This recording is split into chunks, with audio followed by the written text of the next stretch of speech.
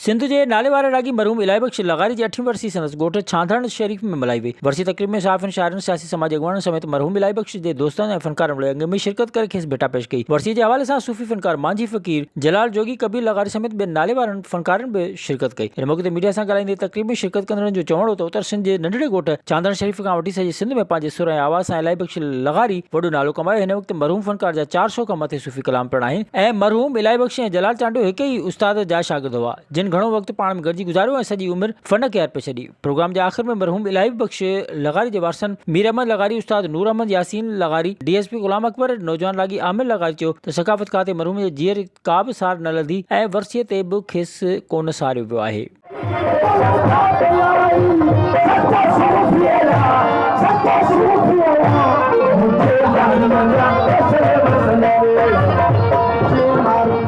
Visit कयो अवामी आवाज़ मीडिया ग्रुप जी वेबसाइट awamiawaz.pk।